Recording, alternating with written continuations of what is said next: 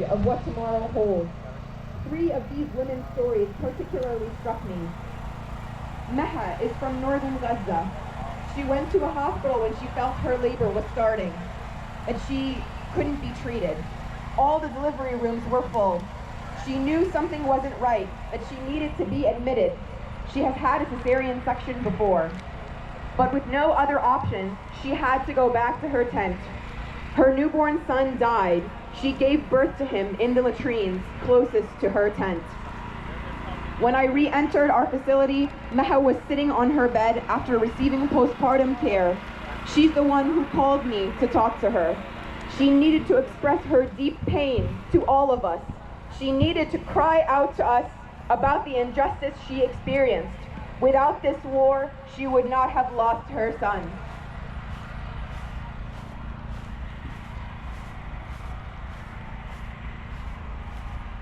Thank you.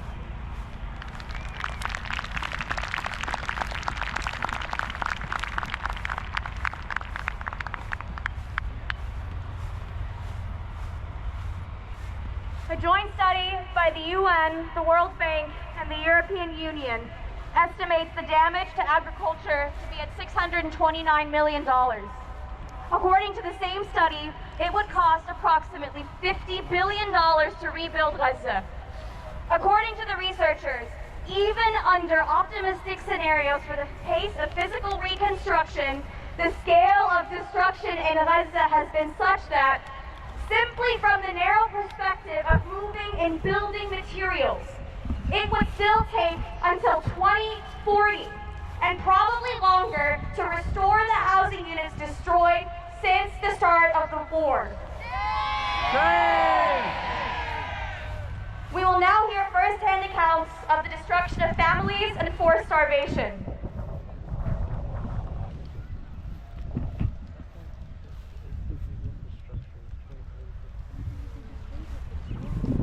HK is a Palestinian from Gaza based in Chicago.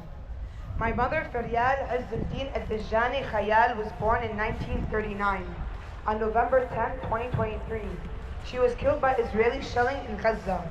She was with her daughter, my sister, Soha, and grandkids and great-grandkids sheltering in a family house.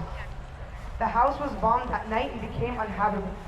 They waited for the morning to move to another house, but an Israeli tank shelled them while walking and killed my 84-year-old mother, my 31-year-old niece, and my sister and daughters-in-law, who was 28 years old, mother of 2 babies. My mother was very loving, compassionate, endearing, kind, and protective. She was strong, extraordinary, supportive, intuitive, caring, and mindful.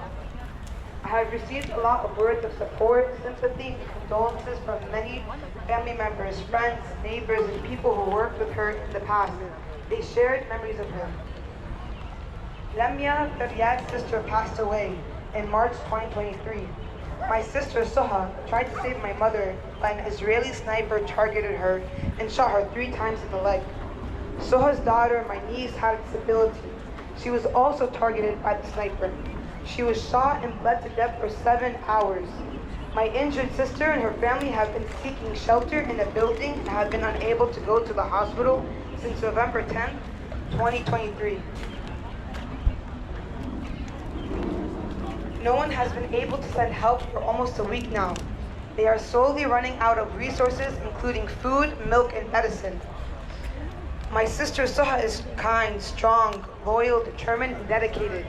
She has always taken care of her family, her husband, daughter, and 2 married sons with their families.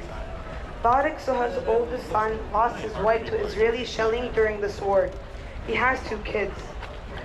12 years ago, her husband suffered a disabling stroke that left him completely dependent on her for all his daily functions. She feeds him and takes care of his personal hygiene and other needs. Despite all the hardships she has suffered, she still has a great sense of humor.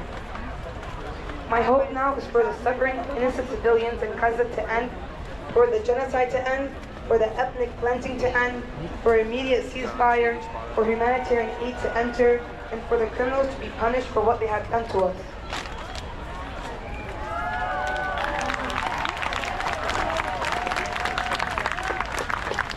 Another testimony from my husband. Life has not only become difficult, but has become 5 times harder.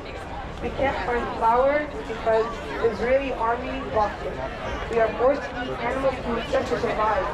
Sometimes we eat bird food, donkey food, and sometimes grass, which we pick from the corners of the streets. We are trying to survive hunger. I go 3 days without food, and my wife keeps asking me, what did you eat today? I reply that I'm not hungry. I come home empty-handed with no food, hardly any flour, no bread, no rice. Today, 1 kilogram of rice costs $33, so I can't afford to feed the children. We don't have any clean water, there's no drinkable water, we don't have electricity, and we cannot get medicines. My mother suffers from high blood pressure and diabetes, and I cannot get medication for her. A lot of people in Gaza are suffering from respiratory problems because of the smoke and dust from the bombings. Communicable diseases are also spreading quickly.